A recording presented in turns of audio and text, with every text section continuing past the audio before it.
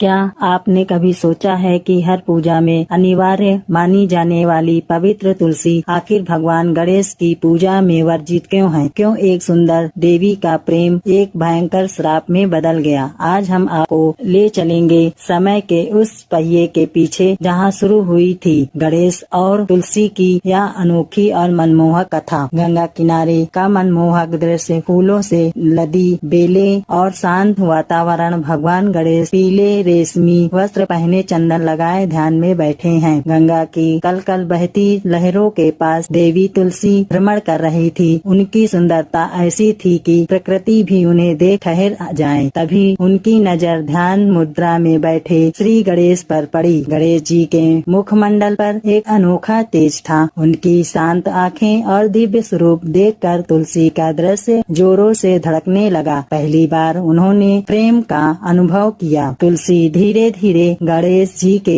समीप जाती है। गणेश जी अपनी आंखें खोलते हैं। दोनों के बीच एक गरिमामय लेकिन रोमांटिक माहौल। तुलसी ने अपनी सुध बुध खोकर गणेश जी का ध्यान भंग किया और बड़े ही कोमल स्वर में कहा, हे देव, आपकी आभा ने मेरे मन को मोह लिया है। मैं आपसे विवाह कर अपना जीवन सफल बनाना चाहती हूँ। गणेश जी ने मंद मुस्कान के साथ उत्तर दिया, हे देवी, मैं ब्रह्मचर्य का पालन कर रहा हूँ। मेरा लक्ष्य केवल तपस्या और धर्म है। विवाह मेरे मार्ग में नहीं है। यह सुनकर तुलसी का मन टूट गया। उनका प्रेम अपमान की अग्नि में बदलने लगा। बिजली कड़कना, संगीत में तीव्रता आना, तुलसी की आंखों में आंसू और क्रोध। अस्वीकार किए जाने के दुख में तुलसी ने आपा खो दिया। उन्होंने आवेश में आकर गणेश जी को श्राप दिया, तुमने मेरे प्रेम को ठुकराया है। जाओ, तुम्हारा विवाह तुम्हारी इच्छा के विरुद्ध होगा। जवाब में गणेश जी ने भी कहा, देवी, आवेश में दिया गया श्राप नियली बन जाता है। तुम भी एक असुर की पत्नी बनोगी और फिर एक पौधा बनकर धरती पर रहोगी। गणेश जी का सौम्य रूप और तुलसी का पौधे के रूप में परिवर्तन, अंत में दोनों की साथ में एक शांत छवि। जब क्रोध शांत हुआ तो दोनों को ग्लानि हुई। गणेश जी ने वरदान दिया कि तुलसी, तुम जगत की सबसे पवित्र वसंतती बनोगी, नारायण को प्रिय